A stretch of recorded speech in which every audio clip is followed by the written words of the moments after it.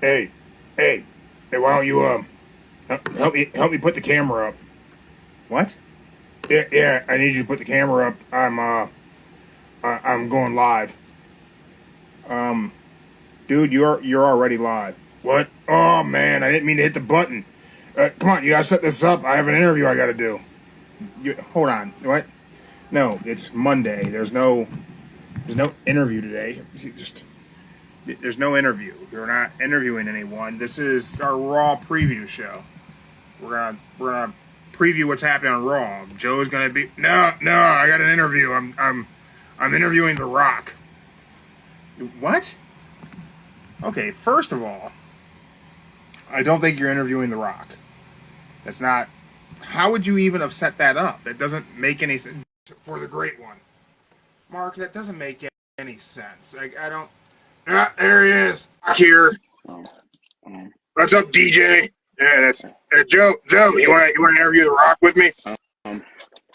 You got legit. He's like we talking about smaller than I thought he was going to be. Matt, when you said The Rock, I'm thinking like you meant legit, like the Wayne The Rock Johnson, like like right here in your face. But I mean, that's clearly him. Don't you see the eyebrow? I see the eyebrow. Yeah. Yeah. So they got the tattoo. Right. Like Samoan tattoos on the arm. No, you can't see that. Oh, damn, he does. Okay, never mind.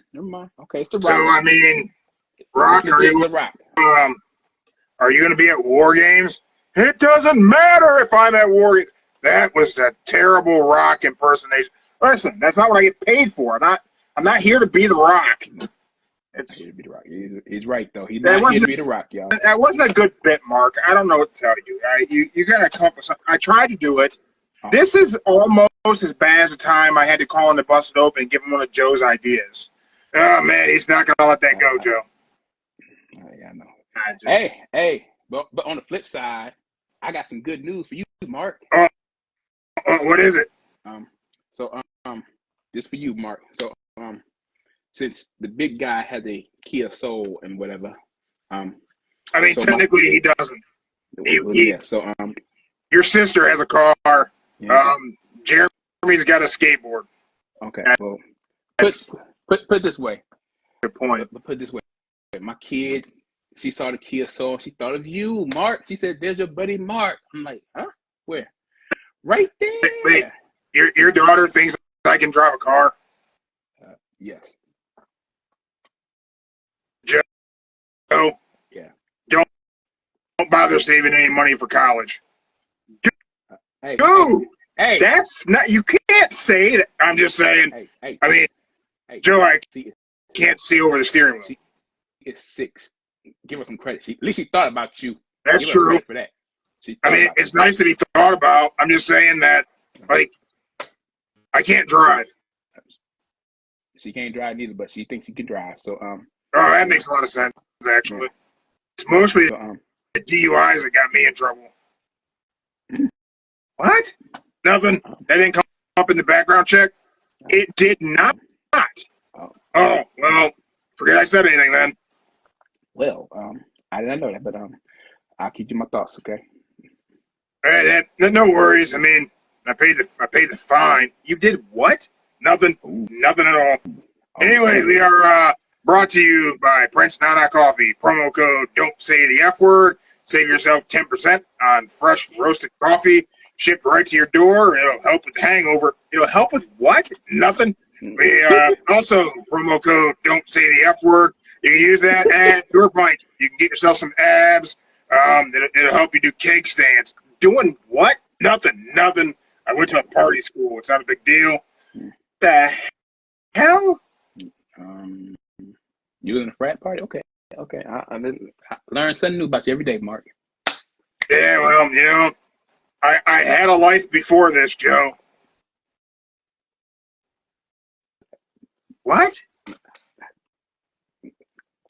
What, you think this is all I got going on? I have other things happening. Hey, whatever happens in Cotton World, man, that's on you, okay? You came from Cotton World. I grew up on the streets. Yeah, the streets of Cotton World, and then you came to... Not Sesame. A different seed. It was Sunflower Street. Same neighborhood. That too. So, Okay, we'll go with that. rough No harm. area. You heard of the Red Hook section of Brooklyn? Kind of like that. So, what would the cat like your dog of you? Would the cat like make you fear? Well, I mean, have you ever seen a snuffleupagus in person? No. It's terrifying, Joe. They run the block. Yeah, I just figured the cat was like your worst enemy, with the claws and No. rip you apart. You know? No, I'm not afraid of cats. Okay. Porcupines, that's a whole other thing. Okay, no harm. When were you around a porcupine? And why do you ask so many questions? Okay. I don't have an answer for that. Did you go visit a zoo by chance and to see a porcupine there? Maybe. I mean, I've been to a zoo. When the hell did you go to the? Like I said, I have other things going on than just do this show. Okay. You know what? Hey, I think you're having like a rough day today. I get it. It's Monday. We all hate Monday. So, Joe, you realize it's dark outside?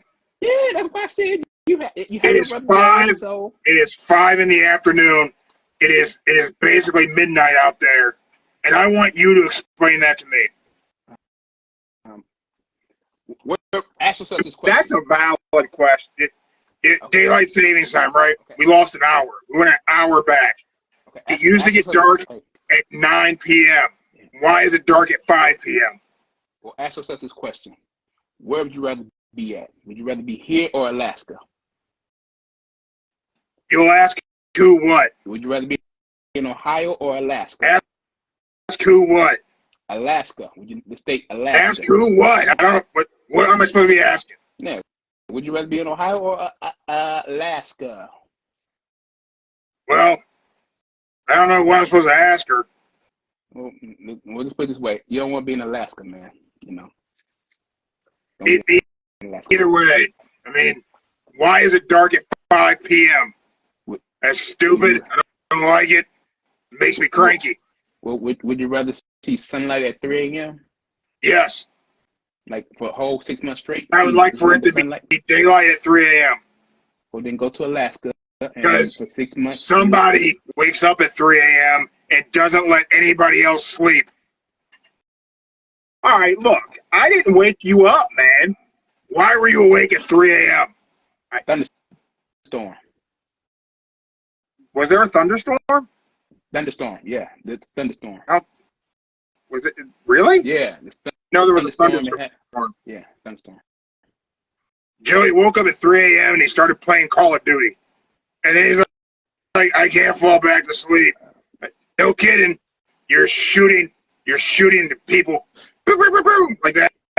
And no one can sleep with that going on. I tried. I tried. And then he cussed at a kid. Yeah. You sure was a kid? You sure was a kid now? Well, I don't know. I mean, do adults play video games? Yeah. Yes. That's why I said. Well, okay, so maybe cussed at an adult. Either way, he's shooting people and cussing at 3 a.m. That's from PTSD. He got OCD and the whole kit and caboodle. So that's just like his relaxed sensation mode. Yeah, and he's got ADHD. Attention he got deficit. Oh, hey, donuts. He got all the letters you can think of: ADHD, OCD, PTSD. I can't think of them anymore. There you go. Yeah, there you go. I don't understand why this show kicked off talking shit about me. It went from the rock about you. I don't understand what happened. Mark, it's Monday. Mark, we was in a cranky mood. That's all. He's not happy that it's dark at 5 p.m. Now that I can agree with. I told him it was time for us to do the show, and he said, and I quote, "I don't work this late." And I said, "Dude, it's not even 5:30." And he said it's pitch black outside. It's midnight. He was going to bed. I can look out right now. It's dark as hell. Yeah. He makes a valid point, though. He does. I I can't How the answer hell that. do we go back an hour and it's dark 4 hours earlier? That I cannot answer. Shit doesn't make any sense. That's why I said, were you rather be here or Alaska with the sun for 6 months straight out? You know what else doesn't make any sense, Joe? The way some pro wrestlers are booked. Mm-hmm. So I'm going to ask you some questions Right. about some wrestlers who I think are not being booked correctly. Let's hear it. First things that come to mind, the Street Profits. Not on Raw, and SmackDown, but the Street Profits. I don't think Street Profits are booked correctly. That's why I said yesterday on my theory. You say it. You say they should be heels, and you have this thing where you think every black wrestler should be a heel for some reason. That might be racist. I don't know why. I don't know why you're booking all the black wrestlers as heels. But I think you might be right with the Street Profits, because I think the coming out with the red solo cups and doing that, it's run its course. I think they were on to something with them being with Bobby Lashley. Calling them the Pride was stupid. Yeah. I just see it like this. They came out NXT, the red solo coat, and onto what was it? Was it Raw first? I think they were on Raw first. Yeah. They came out the Raw first with the red solo coat during the pandemic. Made a good thing going on. And then they started slowly getting, like, you know, they had the ups and downs like every tag team does, but they still at the top. But then it's like right now you see the goody version of them just starting like wear off on people. When they with Bobby, when they got to Bobby Lashley, I would say Montez and Bobby both said if they didn't get hurt, if Bobby didn't get hurt, they would have been further in their career right now if he didn't get hurt. I agree. But I mean, and that's when they. What does that really say about the booking in WWE? If to progress a tag team, you need them to be in a functional faction, and a tag team that has so much goodwill. Like, there's no one who doesn't like the Street Profits. Okay. All right. I'll be the one. I got to throw the race card out here, y'all. So let's just throw the race card in here. Look at me. You see my face? What do you see? You'll see a nice guy. You look at Mark Henry. You see an evil guy. You look at Montez Ford. You can see the evil. You look at Angelo Dawson. He could be in the middle. He like the D'Lo Brown. You don't know if he's a heel or a good guy. He can't pull it off. But he can pull off the good guy very well more than the heel. Do you think Montez Ford has the look of a heel?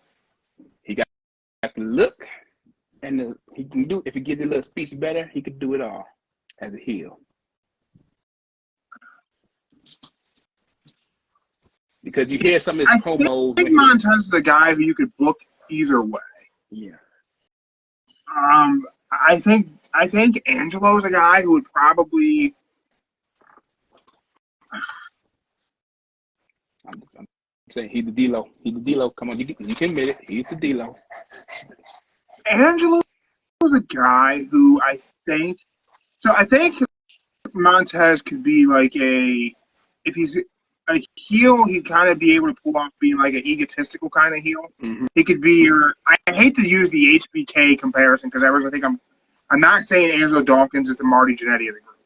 I think Dawkins as a heel would have to be such an evil heel. He would be like a sinister, like just like real snake in the grass kind of heel. And I think he could do it. The type of babyface Dawkins could be, I don't know. I don't know how you book Angelo as a babyface. I feel like somewhere there's a really good heel in Angelo Dawkins. Hey, do not touch the ghost, okay? Thank you. It's my ghost, girl. Ain't for you. All right, let's talk about somebody else who I think is not being booked correctly. Okay. I started off the SmackDown tag team. I'm going to go over to an AEW wrestler. And I want you to tell me what you think. AEW. I think Okada's not booked right. Oh, God. I've tried to be accepting of the booking of Okada because his comedic timing is perfect. He is good at being funny. But Okada is being booked absolutely wrong in AEW.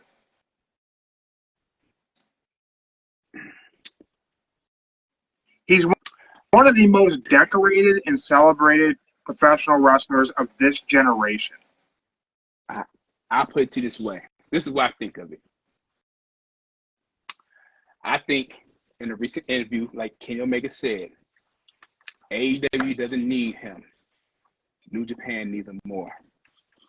And that's where the thing with Okada. Like Kenny Omega said, New Japan made him a star, so that's the best way to pay him back. Okada, New Japan made him a star. And right now, that's true. But they both left. They left New Japan. That is true. That is true. But I'm just gonna say this: Okada, before he got with the Young Bucks and getting the belt collectors, what you want to call them, he was okay. Then the whole comic relief, saying his words that I cannot repeat right now. But Joe can't say the B word right now. Yes, I can't. Sorry. But yeah, girl, what you trying to do? All right. But yeah, that's what happened. Okada is just at the point where he has to be the New Japan version that everybody knows, because right now he just. Oh, let me ask you this question. Mm-hmm.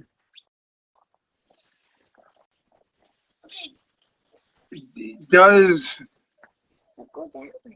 Okada in AEW need Kenny Omega? Girl, what is right? Girl, get out here. Like, I mean, you have a lot of people in AEW who have been and could be great opponents for Okada. Mm-hmm. You have Tashida. You have Switchblade. Did he already fight Will Ospreay before? Yeah. You have Ospreay. Yeah. You have. I mean, not the current version of Jericho, but you even have Jericho, who could be a good opponent and rival for Okada. Mm-hmm. But we aren't doing much with Okada. Mm. All right. If they fumble the bag with Okada, it's right up there with Eric Bischoff fumbling the bag with Bret Hart in '97. Okay. I don't know what you want to call it, the race card, but I'll just pull the race card out again. You're pulling the race card twice in one episode.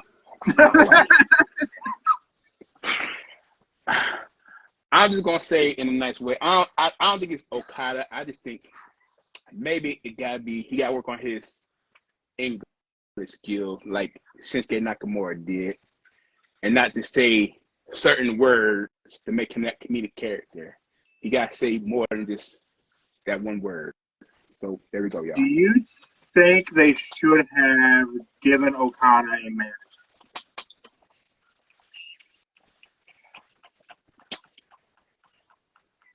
I would say, yeah, he probably wouldn't need a manager. Just someone who's able to translate. Who would you put with Okada? Who would be a good man? Like, let's say, I think everyone's in agreement. Okada with the Elite made sense in a moment if we were going to have Kenny there. So let's just pretend we didn't do the Elite thing. Who would you put with Okada as a manager? MVP.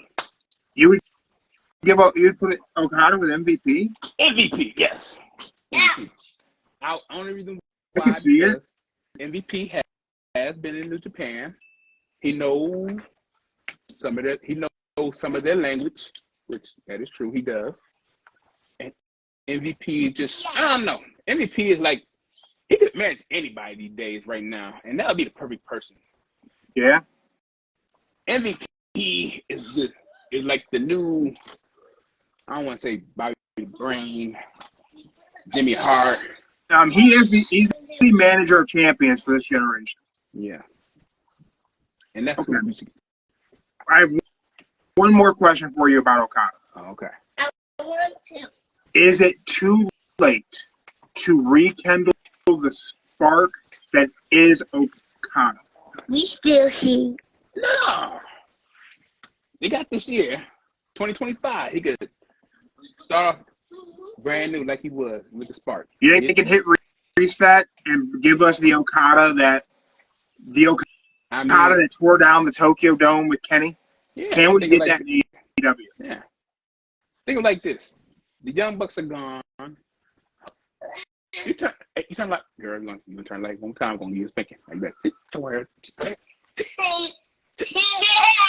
Thank you. Yeah, since the Young Bucks are gone now, he could be himself. I feel like it shouldn't have been difficult to bring Okada to AEW and make him a star. I don't think it should have been hard. I know you think that the language barrier is a consistent problem for our Japanese stars. Yeah. But man, I just feel like it should have been simple. You know, he was the rainmaker. I can say this. When they brought him out the first time when he arrived, he had a cool entrance, the little coin drop, the whole thing. His presentation was great. It was good. But then slowly they just went kind of downhill with him. But he still was good. But now, I would say the issue is they stopped treating Okada like he was special? Because Okada's special. I think the issue is when he got with the Young Bucks and the Elite. That's when they all just went kind of, we're in charge. Dude, you want these belts, you got to beat us. And I guess in other words, he let the power get to him, and his power took over his character, thinking he's invincible and nobody can beat him because even if he loses a match, he can get the belt right back. But now, Young Bucks are gone. Don't know how long they're gone for. I say this is the perfect time for him to get out of this shadow, get out of, maybe hang with Hangman Adam Page. He could do a solo run, and that, I don't know the belt name, Intercontinental, whatever. I have no idea what his title is called. Okay, there we go. So yeah, he could just carry that title for the year. Challenge like he did. Galactic, planetary. I don't know what that. He's not the international, right? That was Will Ospreay. He got that. And now Tashida has that. Yeah. The Continental. That's it. Continental. God, there's too many belts. Yeah. And WWE is going to do another one. But this is women's, though. It's women's. Oh, no. We'll get to it. But WWE has announced another title. We'll get to that. Two more situations of people being booked incorrectly that I think is like an easy fix. Okay. I did a WWE tag team. I'm going to do an AEW tag team now. And I'll end with a Raw single star. AEW tag team. FTR. FTR is consistently booked incorrectly in AEW. Their entire existence over the last 2 years has been dependent upon a single star, much like the Street Profits in WWE. FTR was CM Punk's buddy. Now FTR was Edge's buddy. And without their buddy, it's as if they don't know how to book one of the best tag teams of a generation. Also, side note of FTR, they need a different damn name. A three-letter name that was used as a YouTube joke to make fun of them was funny when they arrived, but it's done now. Being the Elite's not even a YouTube show anymore. And Cody's the one who called him, who said F the Revival. That is true. They need a different name. I can say this. Can't For their they booking right just now, be Cash and Axe? well, they can't take the Revival since that's WWE. Right. Just give them a different name. Yeah. Just call them by their names. But FTR, it doesn't work anymore. Okay. I would say this right now. I would say I wouldn't consider FTR booking bad right now.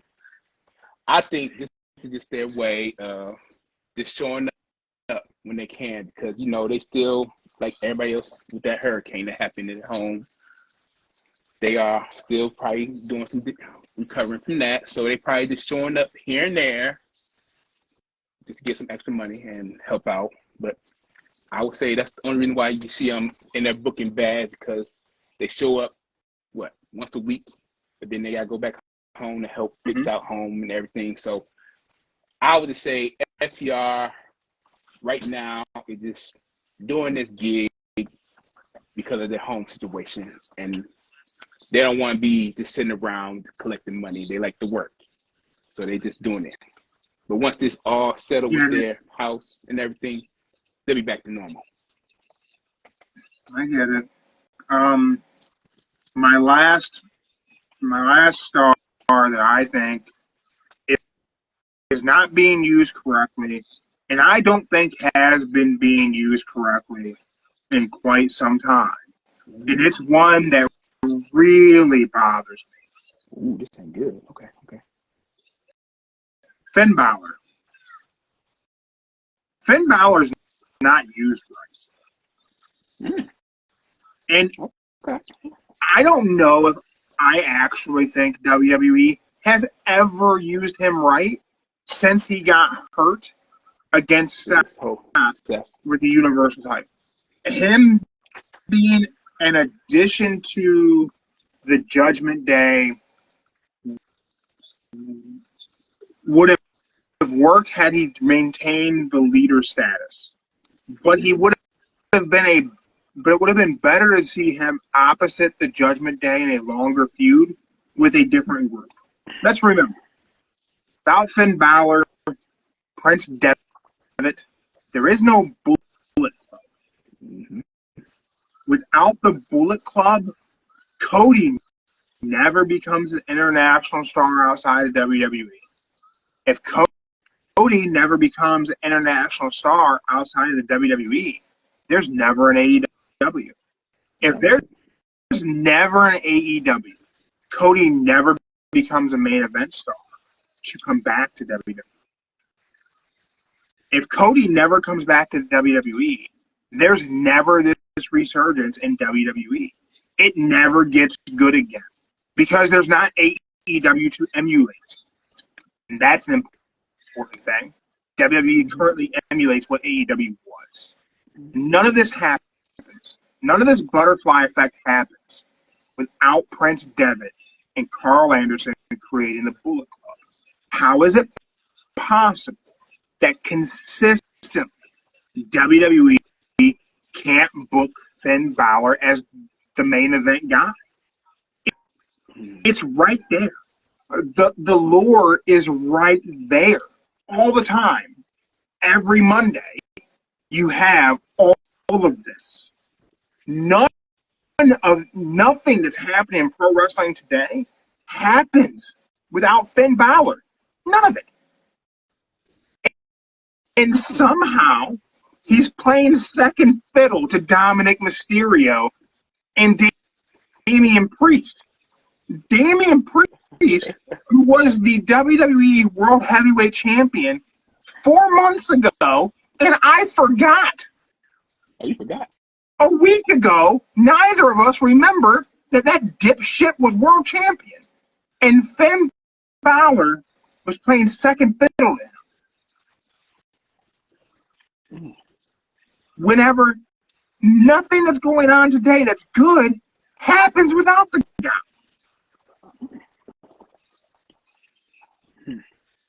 I would say this. It might not look like Finn is not in the top stage, not getting like the world title shots or anything, but he still is doing good.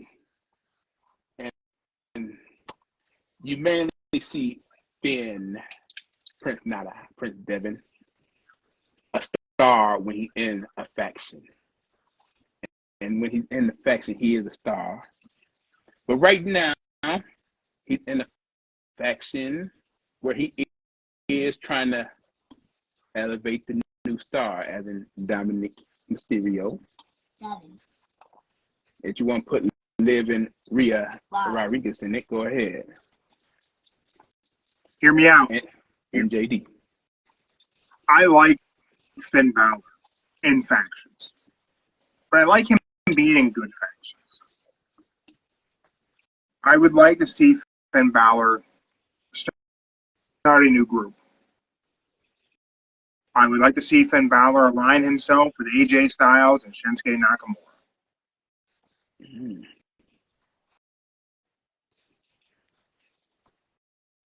So that means he probably get drafted to SmackDown. And I think he would fit really good as well. Here's the problem with SmackDown. No one touches that world title but Cody Rhodes or Roman Reigns. That's the problem with SmackDown as a show. There's no opportunity. It's a glass ceiling. You can't be the guy on SmackDown if Cody and Roman are there. And neither of them appear to be going anywhere anytime soon. Even whenever Raw goes to Netflix, Roman ain't going, apparently. Hey, Roman is the new Edge and Undertaker of SmackDown. So, I would like to see him with with AJ, with Shinsuke, and have them be a very strong heel faction. So you want the Good Brothers with him too? I do not want the Good Brothers with them. I don't want the Good Brothers at all. Oh damn. Okay. Here's my problem. Okay. Carl Anderson's a phenomenal professional wrestler. Like, he is very, very underrated.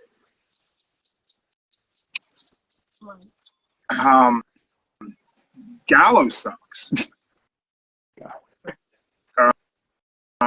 There's no nice way to say that. Like, he's just tall. Like, he's not a good big man. It's like he's cosplaying Kevin Nash. Bad knees and all. Okay. Also, I hate when they both talk. Like, just, they aren't guys who should be near a microphone. Like, there's some. I get the microphone. They ain't the good microphone guys. I think. No, and there's just something about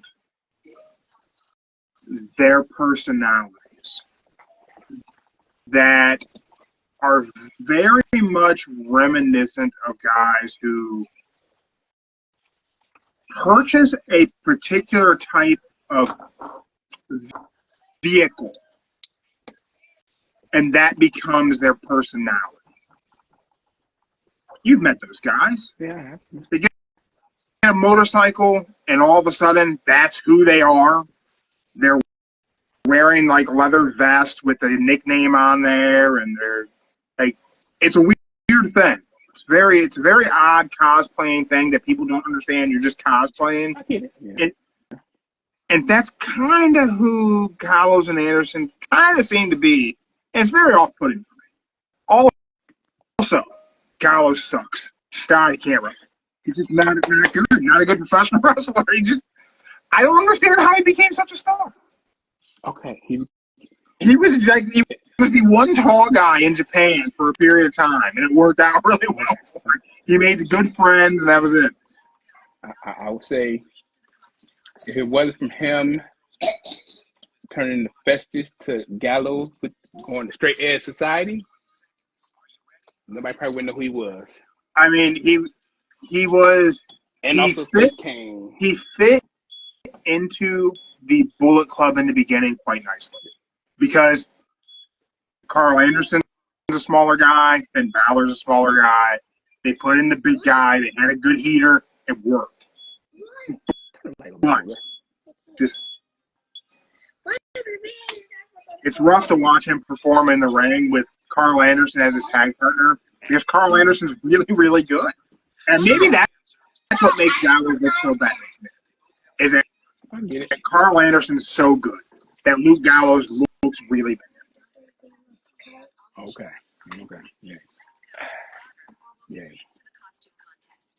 But yeah, that's my folks who I think are being booked like really, really poorly on every program. And then I think there's opportunities to really like just one small tweak and they're booked perfect. Yeah. One small. I would say yeah, Ben he'll probably get a title shot this year. Watch. Let's hope. Let's hope he gets it.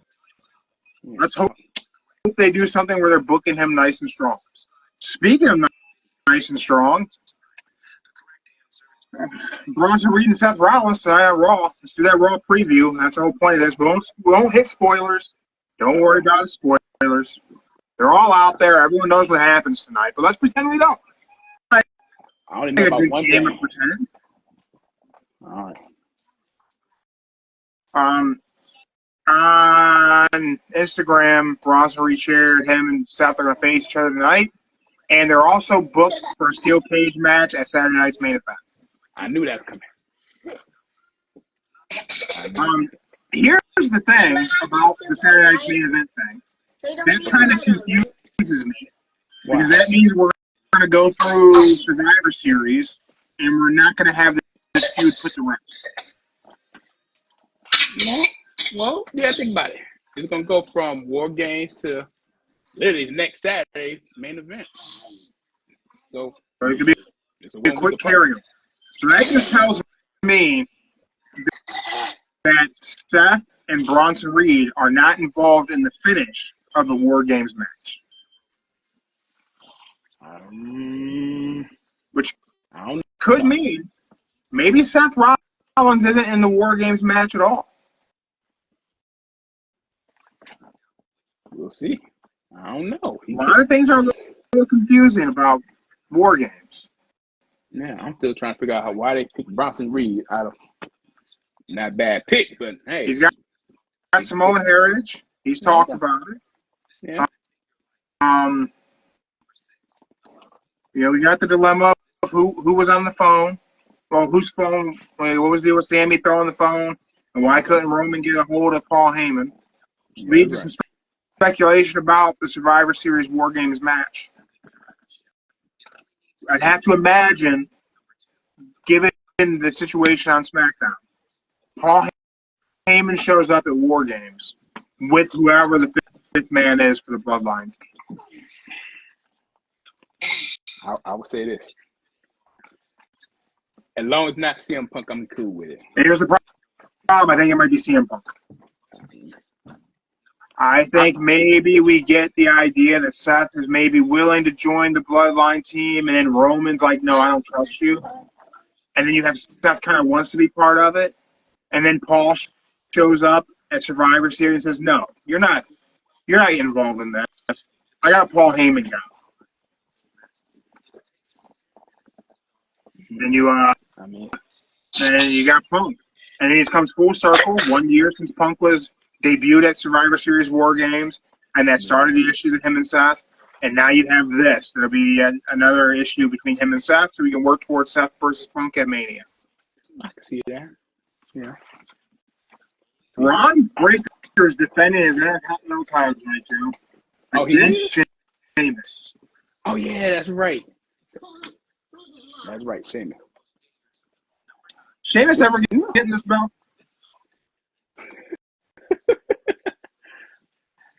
He needs to get the belt, be the Grand Slam. That's all. That's the only belt he needs. Does he ever get it? Probably not. Right? I don't think he's ever going to be IC champ. It's gonna be sad that he won't be the IC champion, but look at it this way: him and John Cena will go down in history as both being great champions, held every single belt with the IC. Yeah. We also have one of my least favorite matches ever. We have a mixed tag match tonight. American Made battles the LWO. And the battle of nobody gives a shit. Yeah. Why do they do these matches? The mixed tag match doesn't make sense. It doesn't make sense, but you gotta look at it like this. You gotta do something with the women, so that's the only way they get the women's feud started. But the match style itself doesn't make any sense. If I tag my partner, the other team's partner gets in. If I tag my fresh teammate in, the other side's fresh teammate comes in automatically. Why would you ever work for a tag? Why wouldn't you let the other team just tag in so they waste their energy? You could literally just never tag your partner in. That is true. It's dumb. Yeah. I'm gonna say this. You and my dad like on the same page. If you're gonna have a mixed tag match, just let the women fight the men. Yeah. And that's exactly what he said. He told me, I forget what match we were watching, but he said, what is the point of having a mixed tag team match when you're just going to tag the girl in, and then the girl got to jump out? He said, there's no point of even having There's zero logic in this match. Like, just do a singles match. Yeah. Like, it doesn't make any sense. There's no added dynamic in a mixed tag match. There's never even oh my God, is he gonna hit her? Or oh my God, is she gonna hit him? Because it's not like they don't do intergender violence in WWE. They do it all the time. Literally, Rhea beat Dominic Mysterio like a pinata. But Dom didn't get to retaliate. Because what? Is that something that society can't handle? He was hung upside down, and she beat him with a stick. Somehow he can't hit her with a DDT? I'll say this. Explain that logic to me. Let's just do that. Let's just take that one example of itself. You're trying to present Rhea Ripley as a strong woman who beats Dominic Mysterio like a pinata with a kendo stick. But he can't retaliate because you think that your female fan base couldn't handle seeing that? So you're trying to promote a strong woman while thinking all the women watching your show are too weak to handle you showing her retaliation against. No, look at it. Here we go. Let's put it like this. Let's say Kate was in the ring, and the dude, she was in a mixed tag team match, and bam, the guy just punches in the face. You be fine with that. He kicks her. Well, here's the thing, Joe. I had my daughter in a mixed martial arts gym at the age of 7. She can handle business. See? That's because Kate can handle business. Some of them can't.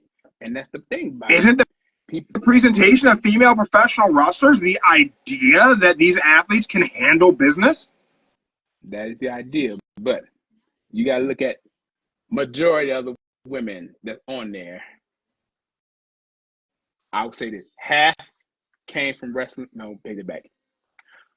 80% came from just being like a model superstar to wrestling. And that's the other 20, the exact problem with women's professional wrestling right there.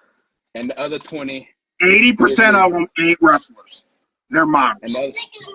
And the other 20 are actually, and the other 20 are actually bona fide wrestlers. It's this one. See the pencil. So that's the best way I can say it. I think you have a problem with the whole idea of it is that 80% of your talent pool came to this because whatever it was they were trying to do didn't work out. Yeah. And I can say the main person that made a star of herself being that person was Trish Stratus. She made a star of herself being that person. Then the next would be probably. But back then, Bubba Ray Dudley put Trish Stratus through tables. I know. So why can't Dominic Mysterio DDT Rhea Ripley? Why can't that happen? All right, we're in a world. Hey, no, one more time. No, please. Hey, no more candy, girl. Mess it down. Thank you. We're in the time. I'm gonna get a woman's opinion. Mindy. Oh shit. Should Dominic Mysterio be permitted to retaliate against Rhea Ripley on TV? She said absolutely. Okay. Now, we got to look at like this time frame. We got to look at 2010 and beyond, below 2010. You can hit a woman, smack a woman, do whatever. 2010 up. Do you mean in general in society, or you just mean in pro wrestling? In society in general. I don't think that's right. Okay. I'll just say this. In sports-wise, some people believe that you should not hit a woman sports-wise and in relax. I think it has to go both ways. And I think yep. They don't want to do it because I'm equal opportunity, Joe. I know you equal opportunity, but you got to look at this. Equal opportunity, man. You know me. I don't see race, color, creed, religion. But you put your hands on me, wherever you put your hands on me, I'm leaving you right there. And I think that's how it should go. She can hit that man with a kendo stick while he's strung up from the ceiling. I don't know why they couldn't show us him hitting her with a back cracker or orbital bone. Put that shit on TV. Okay. Why not? I would say the last person that ever got away with hitting a woman was Baron Corbin and Becky Lynch. He put it in the end of days. You know what? No. Yeah, and you know what else? Randy Orton hit Nia Jax with the RKO. Yeah. But out of all them two, you would say Baron Corbin was the most memorable of it because that one hit the world by storm. And what happened? He got so much heat, backlash for putting on hands on a woman. No, too. He didn't put his hands on a woman. He put his hands on the man. On the man, a.k.a. the woman. And bam, that's what happened. But here's what's interesting. He got a lot of heat for doing that, right? Mm-hmm. But nobody gave a shit that Randy Orton RKO'd Nia Jax. I would say, if you look at the two moves put them together side by side, people wouldn't care about the RKO because you're just literally just flying this way.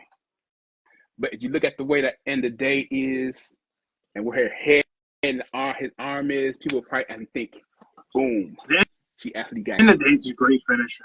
It's a great. They should have kept that protected. Blame Vinnie Mac. I do too. But that's why I say why it's different because RKO you just lay flat. At the end of the day, the way he has you, got and that little take that bump. Yeah, you got to take that bump. All right, Joe. We previewed Raw. All right. You know what that means? Oh! Hold up! Wait! I got something to say, y'all. Uh-oh. Yeah. The following announcement has been paid for by the illegal brother-in-law. Thank you. Step one. Announcement number one. Wednesday at 6 o'clock is officially wrestling practice. What? It's official. Have you mentioned to her yet that she is not going to be doing professional wrestling?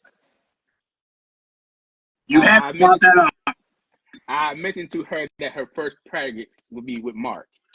And then and I told her when she get her little steps up to muscle wise, she got you because you're gonna be like a trainer. You really have to mention to her that it's not professional wrestling. You need to let her watch some collegiate wrestling. Yeah.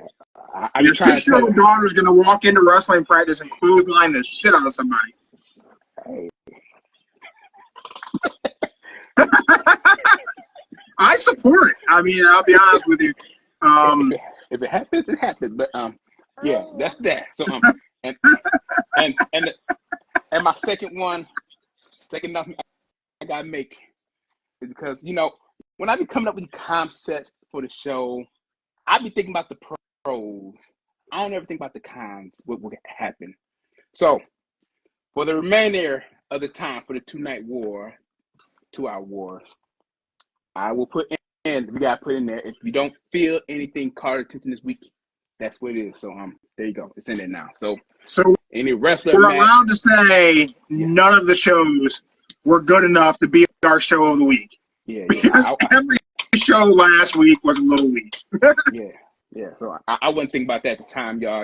I just come up with well, stuff. I mean, you really can't anticipate that everything's gonna suck. Yeah, that's one thing. I was not anticipating that to happen, but so there we go. So concept: if something don't feel your way, there you go. Girl, they already seen paper last week, girl.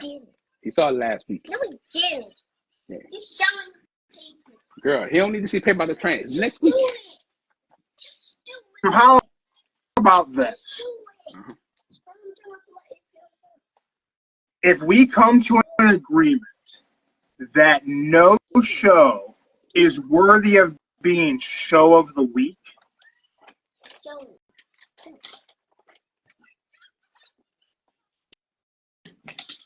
we have to fantasy book all the show's main events. We gotta rebook the main events of the show.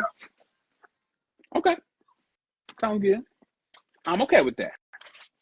Now, it's time for when the bell tolls, and we're gonna let my wife, Joe's sister, Mindy, pick her time first. Oh, nah. Mindy, what time will the bell ring for the first match to start tonight on Monday Night Raw? The show starts at 8 p.m. When will they ring that bell to start the first match? Woo. Mindy took 8:17. Ooh. All right, 8:17. All right. That's on the paper. I got my time selected. Joe, what do you got? I'm gonna go with 8:24. Wow. I took 8:21.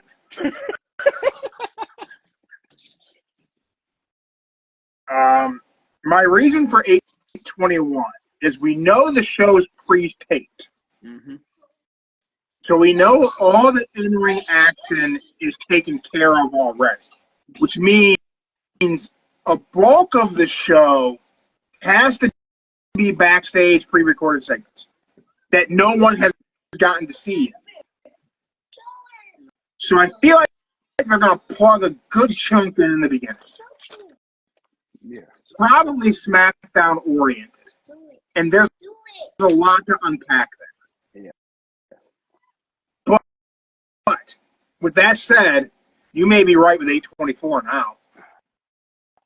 If it goes past 8:30 on a 2-hour show that was pre-taped before we get a match, I don't know. The only why I'll do. I'm just saying 8:24. He's heavily. I'm just saying 8:24 because, like you said, some of it was pre-taped, and there's been a couple shows that did the pre-tape, and it went on like in the 820s. There's a in the 20s. chance that we only get the 3 matches that are announced in the preview, which means they're going to have to fill a lot of this time. Mm-hmm. There's a chance Raw sucks tonight, Joe. There's a strong possibility that it's not a great show. I'll just say this. If for some odd reason it starts before 8:17, that's a first. That's all I'm saying. That's a first. Well, everybody knows the rules. If Mindy's right, I eventually got to give Joe all this sponsorship swag. And anybody else who's watching us live on Instagram, go ahead and drop your times in, because if Mindy's right, everybody wins a prize. Hey, I can say this, y'all. I got my last box on Christmas Day, so it'd be cool seeing the Christmas Day again. Man, there's so much stuff. There's a lot of stuff in this bag. That's what he said. He said last time he got something from me it was Christmas. So you may have to wait. The bad thing is I've had some of this shit since that same time frame. On the bright side, I think I've eaten any of the food. So okay, as long as the food's still good, I'm okay. Well, with that, everyone, thank you for checking us out live on Instagram. If you're not live on Instagram, you're on YouTube, Spotify. Thank you for being there, but you should really be here, because sometimes I forget to upload to the other places. Again? No, I did it. No, I got the last one. The last one's good. Wait, you know what? It only went to YouTube. It didn't get to Spotify. Now you mention it. I got ADHD. Y'all gotta leave me alone. I'm differently able. All right, my bad. I don't even know how I forgot to put it on Spotify. I guess it's because Spotify, nobody hardly uses podcasts for Spotify that much. Yeah, and you know what? I started heating up my pizza, and then I forgot. I can see that. Then I fell asleep. That's reasonable. Yeah. All right. Well, we will be back Wednesday ahead of wrestling practice. That's right. She's gonna be all jacked up on Mountain Dew, ready to wreck somebody. I don't know who, but all I pray is for the parents don't come after me. Okay. That's all. You have to let her know it's not pro wrestling. I will. No, you won't. You lying. We'll be back Wednesday, everybody. All right, y'all. See ya.